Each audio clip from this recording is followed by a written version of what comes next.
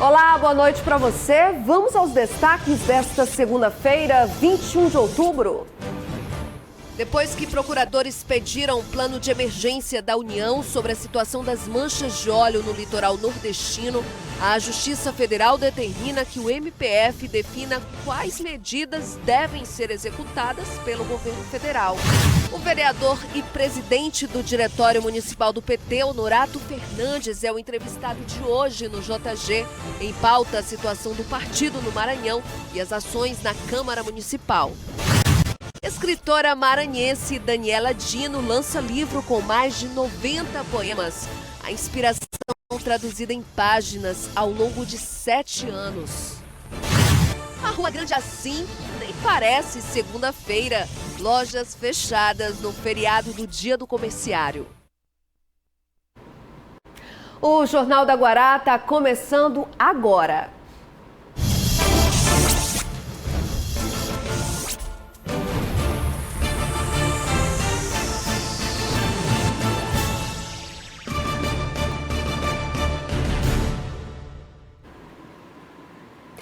Nós mostramos aqui no JG, na quinta-feira da semana passada, o assassinato do administrador da feira da Coab, Dimas Garcia Araújo.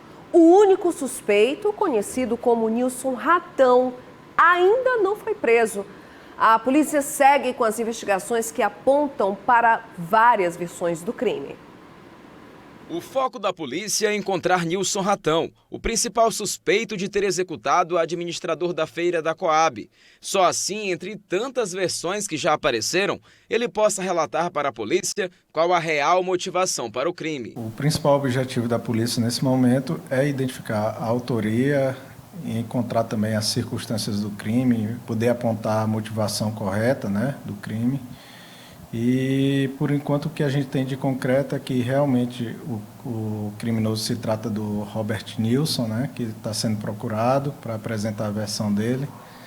E a motivação ainda está em investigação. Uma das versões dada para a motivação do crime seria a possível utilização por Ratão do box da feira para vender drogas, o que não foi confirmado pela polícia. Porém, ao considerar a forma como o crime aconteceu, alguns agravantes podem aumentar a pena. Talvez um motivo fútil ou então talvez o motivo torpe, que é a questão da vingança, um motivo repugnante, que seria justamente o motivo torpe. Olha só essa notícia muito triste, chocante. Um bebê que foi encontrado às margens da BR-316, no município de Nova Olinda do Maranhão, morreu ontem, à noite, no Hospital da Criança aqui em São Luís. Mais detalhes sobre esse assunto com Jairo Martins. A recém-nascida foi encontrada abandonada às margens da BR-316, no município de Nova Olinda do Maranhão, a cerca de 350 quilômetros da capital São Luís. De acordo com informações da polícia, a bebê foi encontrada por um andarilho que caminhava às margens da rodovia. Ao ouvir o choro, ele foi ver do que se tratava e encontrou a criança enrolada em panos. Inicialmente, a bebê foi levada para o hospital no município de Nova Olinda. Em seguida, foi transferida para um hospital lá no município de Zedoca e, posteriormente, transferida aqui para a capital São Luís. Mas, devido ao seu estado debilitado de saúde, ela não resistiu e acabou falecendo na noite de ontem, aqui no Hospital da Criança. O caso segue sendo investigado pela Delegacia Regional de Zedoca. Jairo Martins, para o Jornal da Guará. E o ex-prefeito de Passo do Lumiar, Domingos Dutra, deixou o hospital particular que estava internado desde o dia 23 de julho, quando sofreu um AVC. Segundo os filhos do ex-prefeito, Dutra não tinha condições de ter alta. A medida foi tomada pela esposa, Núbia Dutra. Agora eles prometem denunciar o caso na polícia. Bel Soares, agora é com você. Domingos Dutra, prefeito de Paço do Lumiar, estava hospitalizado há quase 3 meses em um hospital particular aqui da cidade.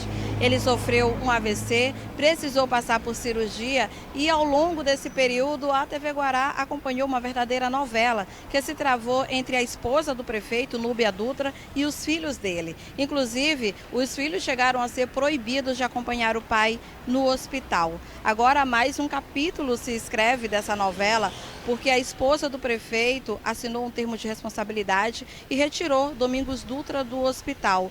Nós conversamos com os filhos dele, que nos esclareceram as informações que tiveram até agora e como o processo agora anda na justiça. Vamos acompanhar.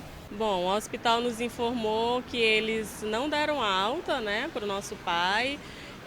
A Núbia solicitou a retirada dele e o hospital disse que eles não podem prender nenhum paciente dentro do hospital, que seria cárcere. Então ela assinou um termo se responsabilizando e retirou ele no sábado à tarde. Então a gente chegou aqui e não encontrou mais ele aqui. Nós questionamos aos filhos sobre qual seria a intenção da esposa do prefeito em retirá-lo do hospital e também sobre os próximos passos que eles tomarão a partir de agora.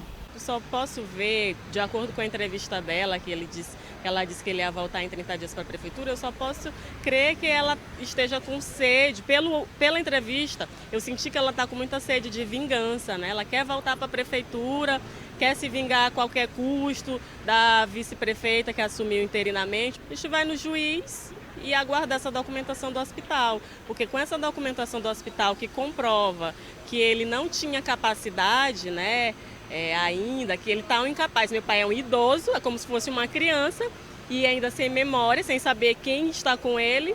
E aí sim a gente pode ir na delegacia com essa prova para botar a polícia para ver se encontra ele. Bel Soares para a TV Guará. Vamos relembrar agora um dos casos mais chocantes da história. No final da década de 80 até o ano de 2004, 42 meninos foram mortos e mutilados pelo serial killer Francisco das Chagas, que foi condenado por 30 mortes no Maranhão e mais 12 no Pará. E como estão as famílias hoje? Olha só, 28 moram no residencial Estrela d'Alva, na Vila Janaína, em São Luís, beneficiadas com a inclusão em programas habitacionais. Mas a situação dessas moradias é triste, é bem precária. Em meio à poeira e à falta de infraestrutura, está quem teve o bem mais precioso roubado. A Mônica é uma das mães vítimas do serial killer Francisco das Chagas. Há 13 anos, o filho de 2 anos e 8 meses foi um dos 42 meninos assassinados por ele. Por um acordo de solução amistosa de caráter indenizatório, as 28 das 42 famílias que foram vítimas dele foram assistidas pelo governo do estado. O governo indenizou as famílias com esses imóveis aqui no residencial Estrela d'Alva. Por conta disso, a gente estamos morando aqui há 13 anos. Mas assim, indenizou as famílias, mas até hoje as famílias não têm nenhum tipo de assistência, as famílias não têm infraestrutura nas ruas, as casas foram entregues de qualquer jeito, mas lembrando que já vieram fazer 2 reformas nas casas, Mas até hoje as casas ainda encontram com problema.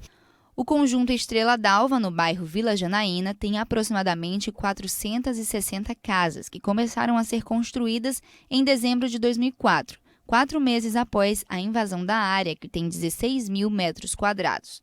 Por conta dos problemas, apenas 8 mães ainda residem no local. Uma rua após onde ficam as casas destinadas a elas, uma placa informa sobre a reestruturação do bairro. Apenas promessas, que enquanto não são cumpridas, influenciam na rotina de todos os moradores.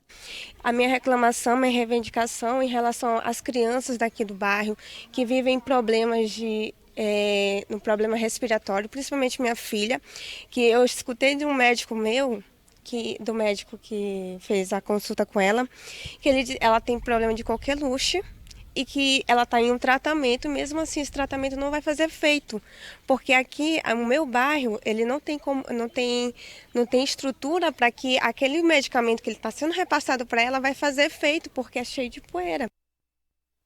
Bom, a nossa produção entrou em contato com a Prefeitura de São Luís para falar sobre os problemas no residencial Estrela d'Alva, mas até agora nós não obtivemos uma resposta.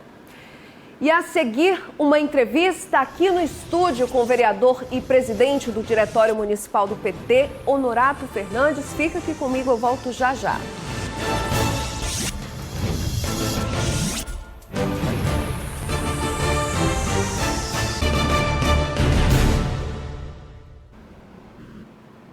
Gente, olha, que dia amanhã, com certeza, vai dominar os noticiários políticos.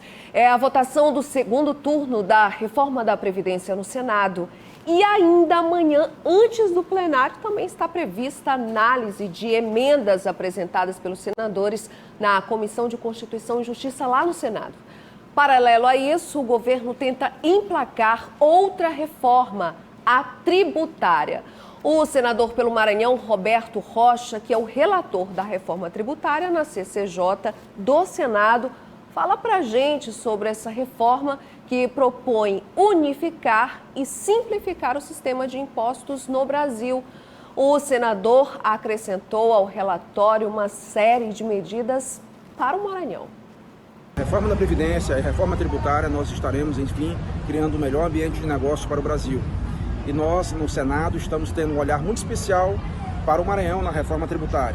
Estamos incluindo a ZEMA, a Zona de Exportação do Maranhão, o Fundo de Compensação da Exploração Econômica da Base de Alcântara. Nós estamos criando as condições para que o Matopiba possa ter obras de infraestrutura e não ficar refém de uma situação como está atualmente na rodovia MA-006, que sai de Alto Parnaíba e vem até o norte do estado. Nós estamos prevendo a questão da Amazônia Legal e acabando de vez com esse problema, esse fantasma que assusta os maranhenses de São Luís, que é laudêmio, foro e taxa de ocupação. Além disso, nós estamos tendo um olhar muito especial para os mais pobres, desonerando remédio, desonerando comida, saneamento básico, transporte urbano, estamos desonerando água mineral, estamos desonerando também o botijão de gás de 13 quilos para uso doméstico para populações de baixa renda. E estamos também trabalhando uma condição especial para a tarifa social de energia elétrica e telefonia popular. O que tudo indica, a reforma tributária pode não estar entre as prioridades do governo. Além da reforma da Previdência, existem outras propostas que podem atropelar essa reforma tributária, como a possibilidade, veja só, ainda a possibilidade do governo federal enviar nos próximos dias uma PEC emergencial, que é um pacote de medidas que prevê a redução de gastos pelos próximos 2 anos, com cortes de 30 bilhões de reais em despesas. Bom, a gente vai seguir acompanhando aí essa situação lá no Senado. E a política continua em pauta aqui no JG. Neste fim de semana era para ter acontecido a eleição para presidente do PT no estado, mas foi cancelada por suspeita de fraude. Nós mostramos isso aqui na sexta-feira. Para falar sobre esses e outros assuntos, eu converso aqui no estúdio com o presidente municipal do PT e vereador por São Luís, Honorato Fernandes. Boa noite, vereador. Bem-vindo aqui ao Jornal da Guará. Boa noite, um prazer estar aqui mais uma vez. Bom, hoje não é quinta-feira, não é dia de TBT, mas eu quero relembrar aqui, fazendo um trocadilho aí, uma brincadeira, sobre a sua reeleição para o Diretório Municipal aqui do PT. A gente pode falar que foi um pouco conturbada, aconteceu em setembro, aí lá ficou definido que o senhor estava reeleito, continuava como presidente municipal do PT. Depois houve recorreram disso, disseram que houve fraudes, mas aí a Executiva Nacional validou os votos e o senhor continua aí no cargo como o presidente municipal do partido. Já estadual, que estava programado para esse fim de semana, não aconteceu por suspeita de fraude. Como vereador, como presidente do partido aqui em São Luís, do Diretório Municipal, o que está acontecendo com o PT? Eu acho que o PT precisa se reencontrar aqui em São Luís e no estado do Maranhão com a sua história no Brasil. Nós temos o compromisso de fazer um processo que tenha lisura, que garanta a participação popular na escolha de seus dirigentes. Aqui em São Luís o cenário já foi definido pela direção nacional, aliás, foi definido no Brasil todo, tanto é que teve os encontros nos estados. O Maranhão é o único estado que não obedeceu e não realizou esse encontro. Provavelmente nós deveremos ter a vinda de dirigentes nacionais para acompanhar e realizar esse encontro com a escolha do novo presidente do diretório estadual. Mas o senhor, como diretor, como presidente do diretório municipal, o que o senhor tem acompanhado? Existe mesmo essa suspeita de fraude?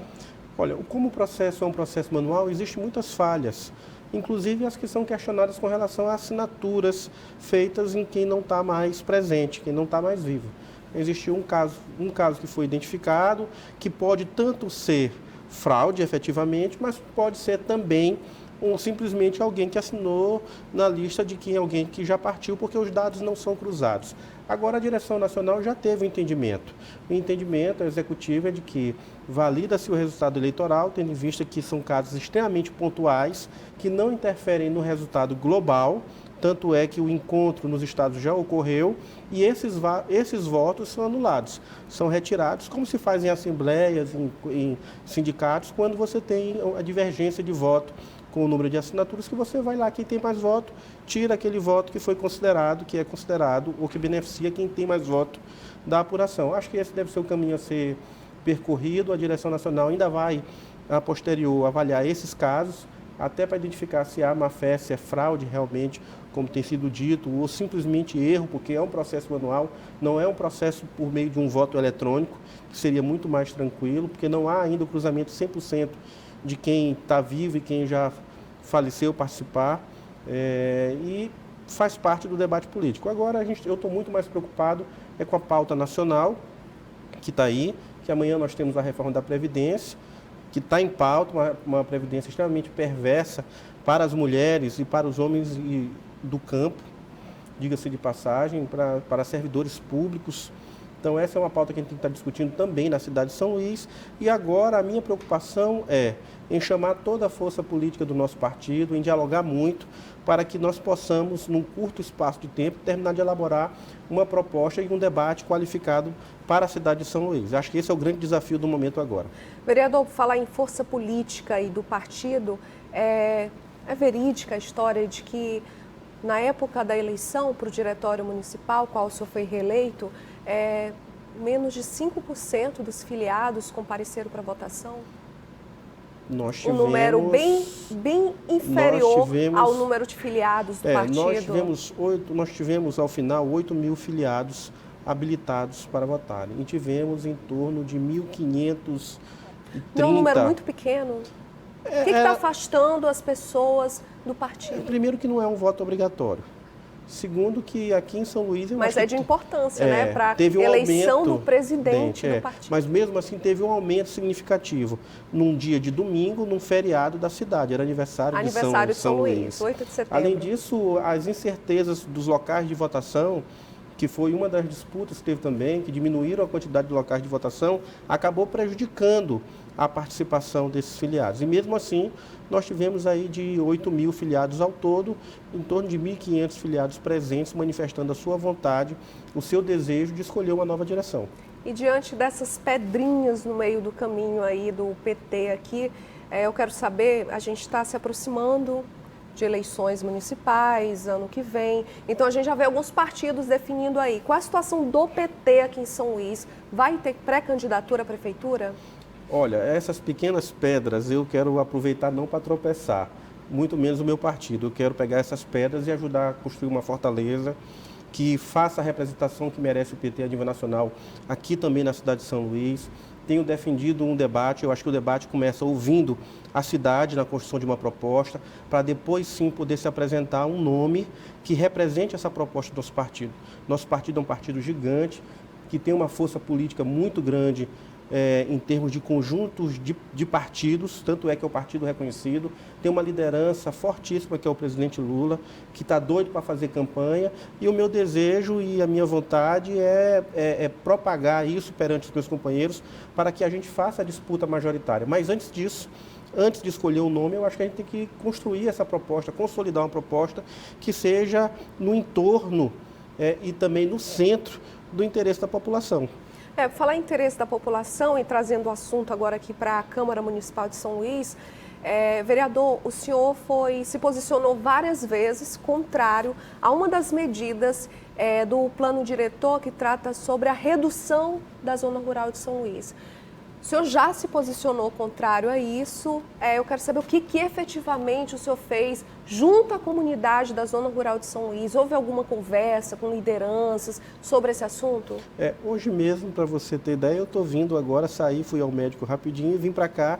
E antes estava reunido com representantes da sociedade civil, conselheiros da cidade que representam os movimentos sociais, recebido pelo presidente Osmar, pedido nosso, para ouvir o clamor da sociedade. Nós somos totalmente favoráveis à votação do plano diretor, mas um plano diretor que respeite sim o crescimento e desenvolvimento, a indústria e o comércio, mas um plano diretor que preserve a vida, que preserve o direito daqueles que moram na zona rural. Como é que o senhor vê sendo prejudicial para a comunidade da zona rural de São Luís a redução dessa área? Primeiro que você vai criar um ambiente que não é um ambiente de zona rural. Você vai criar ilhas rurais que estarão cercados de empreendimentos que têm gerado pouco emprego e muita poluição. Depois disso, quando você vira de rural para urbano, você habilita esses imóveis a terem cobrança, por exemplo, de IPTU. A tarifa de energia pode ser diferenciada e nós não preparamos para isso. O que a gente quer, sim, é um plano diretor que garanta o desenvolvimento da cidade, mas naquilo que a cidade tem de potencial, que não polua mais a cidade como tem sido poluído, que gere, sim, emprego e renda, mas que garanta o direito das pessoas que aprenderam a viver do campo, a viver da zona rural, a ter a sua galinha, a ter seu porco, a ter o direito de levar a dignidade morando numa área que é diferente da área do centro urbano. O que eu não desejo é criar empreendimentos, por exemplo, como o do Mato Grosso, que é um empreendimento que está lá, que não tem escola, que não tem posto de saúde, que não tem estrada, e que se pega a população que está nos centros urbanos, nos bairros periféricos, e se encaminha essa população que não tem a vivência da zona rural para morar na zona rural. Então, gera também, de certa forma, um conflito nesse convívio entre urbano e rural. Falar em IPTU, tem uma audiência pública programada, né? Aproveitar para fazer esse convite. Isso, pode fazer o convite, fique à vontade. No dia 24, às 9 horas da manhã, nós vamos discutir uma proposta que eu tenho defendido na Câmara, que tem a ver, sim, com cobrança tributária justa, à medida em que a gente tem bairros que na mesma rua tem serviços diferentes e tem o mesmo valor da cota do IPTU. Então, a proposta é, dia 24 agora, a gente discutir um pouquinho sobre IPTU justo. O que é? O IPTU ele é cobrado por quem tem a propriedade de um imóvel, ou a posse, e por quem tem 2 serviços construídos e mantidos pelo poder público. Água, iluminação, esgoto, escola ou creche a uma distância de 3 quilômetros, ou seja, dessa cesta de serviços do poder público, independente de ser da esfera municipal, estadual, federal, o entorno do imóvel tem que ser servido, aquela população, por 2 desses itens. E aqui a gente quer discutir como é que se mantém a arrecadação, porque é a fonte de recurso, esse recurso ele não é carimbado, é um recurso que pode ser utilizado na saúde e na educação. Então, a gente deseja que se mantenha a arrecadação e tem uma proposta para isso, que se garanta a arrecadação e, ao mesmo tempo, se faça a justiça tributária, apresentando um desconto. Então, não sai ninguém perdendo, nem a população, nem a prefeitura para arrecadar. Não, continua arrecadando, com a perspectiva, inclusive, de melhora, e a população passa a pagar o tributo de acordo com aquilo, tendo um desconto de acordo com aquilo que recebe. Rapidinho, vereador, o local e o horário, por favor, da audiência. Câmara Municipal de São Luís, às 9 horas da manhã, nessa quinta-feira. Muito obrigada, vereador. Muito obrigada pela presença. O espaço agradeço. aqui continua aberto, Muito tá? obrigado. Muito obrigada. Boa noite. Boa noite. E logo depois do intervalo, Justiça Federal determina que o Ministério Público Federal defina quais medidas devem ser adotadas pela União, as medidas emergenciais para conter o óleo nas praias do Nordeste.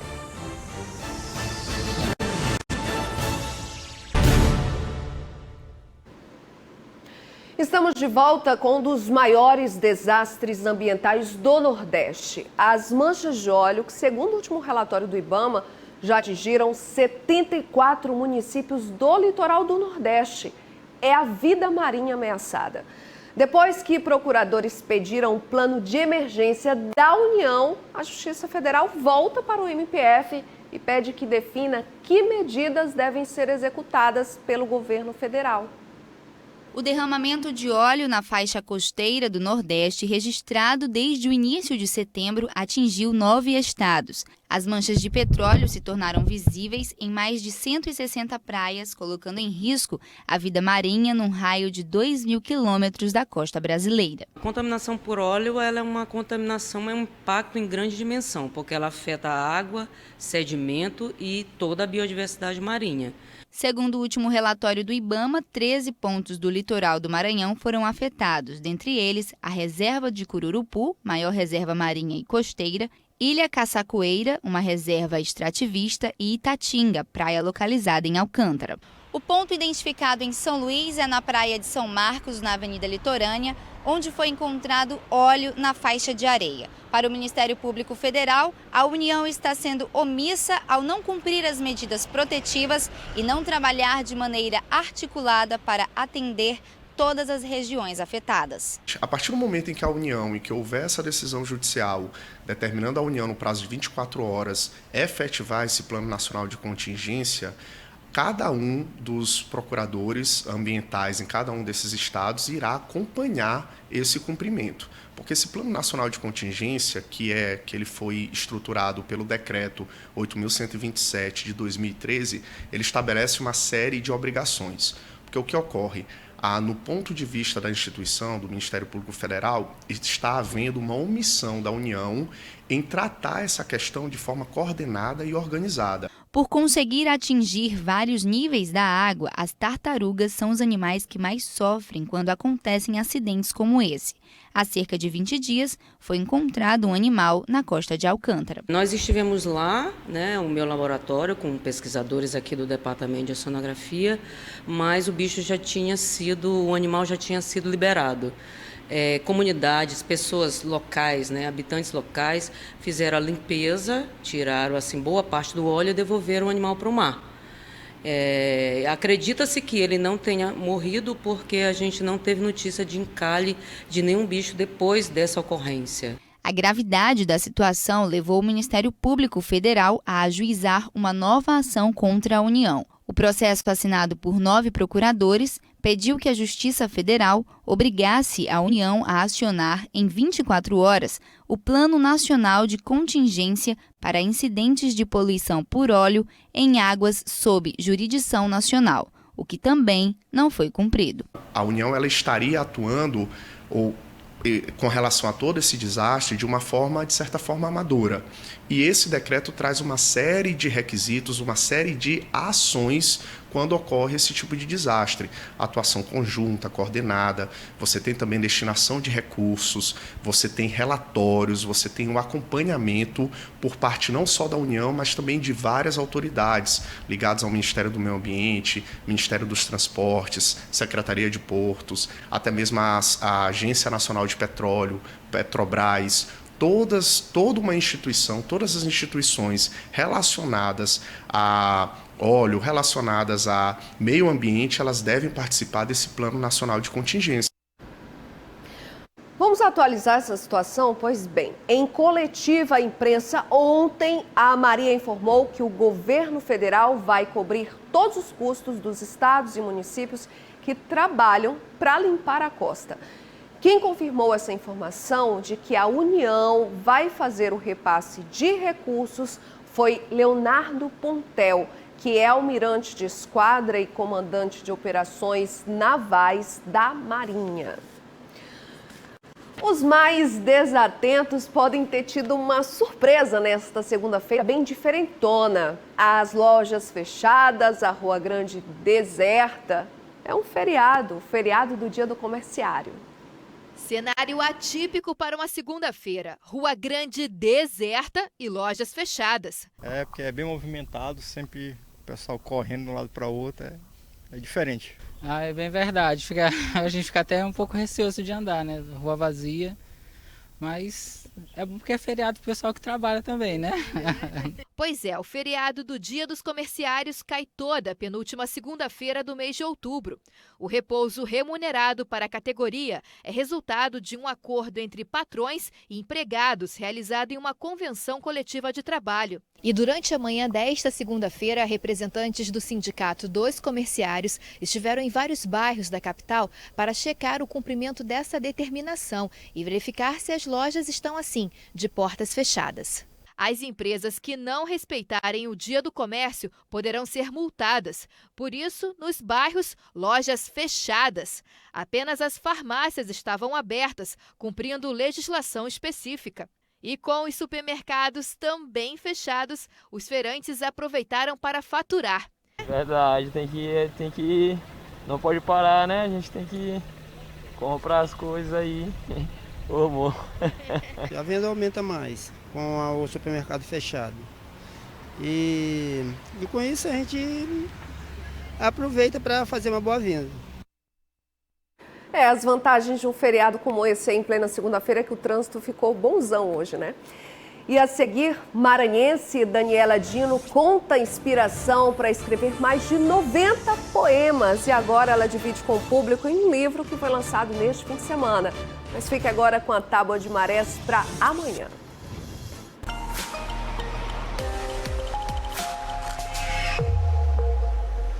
A primeira praia-mar vai ser a 1h34, com 4,8 metros.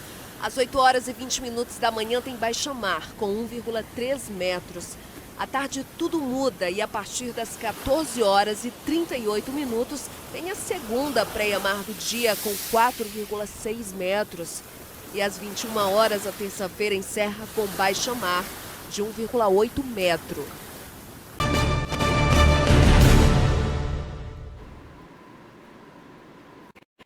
A escritora Daniela Dino tem 24 anos e nos planos a formação em arquitetura. Mas a veia poética não ficou adormecida. Sempre teve um lugar na vida da jovem escritora, sempre. A criatividade e a inspiração de 7 anos se transformaram em um livro. Mais de 90 poemas catalogados num livro que traz consigo uma missão: ser luz e alegria para quem lê. Aos 24 anos, Daniela Dino, a jovem escritora e estudante de arquitetura, veio a São Luís lançar o trabalho construído ao longo de 7 anos. Bom, apesar de não morar aqui, eu nasci aqui, morei 8 anos aqui e São Luís é minha eterna fonte de inspiração. Então, eu sou ludovicense com muito orgulho. Eu agradeço muito à Academia Ludovicense de Letras e a Associação Maranhense de Escritores Independentes que estão em parceria com a gente nesse lançamento do livro. E fazer esse lançamento daqui é um gostinho de terra natal, de solo seguro. Eu falo muito que São Luís é meu cheiro de terra molhada. Florescer toda vez que parecer morrer. O ipê amarelo na capa do livro mostra de onde surgiu os versos da Alvorada, inspirações da Daniela que sairão das prateleiras para alcançar muitas pessoas. O que me traz inspiração é a vida.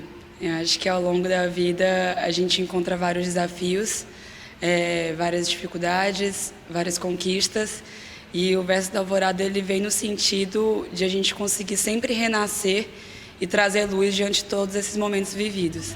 E na hora do grito do sol, como narra em um de seus versos, que a poesia tomou forma e virou livro. O poema Versos da Alvorada 1, escrito há 7 anos, e o Versos da Alvorada 2, que finalizou a obra, fala sobre amanhecer, o ser plural e nunca só. Se sentir parte do sol, de tudo aquilo que se põe e logo depois se levanta. Uma alvorada que renasce sempre depois que a noite descansa. Não importa quanto tempo leve, ou que em teu corpo o dia não passe, ou que tua cruz não seja leve, ou o tamanho de teu impasse.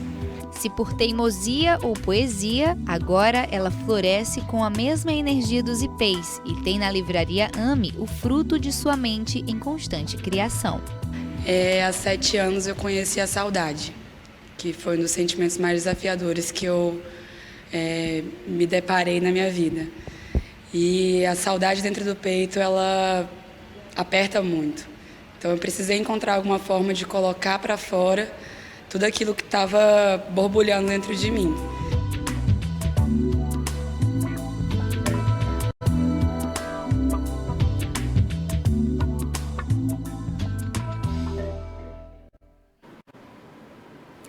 E o JG fica por aqui, mas logo em seguida tem os analistas Natanael Júnior e Geraldo Iensen. Não muda de canal, continua aqui na TV Guará. Muito obrigada pela sua companhia. Uma ótima semana para todos nós. Tchau. Até amanhã.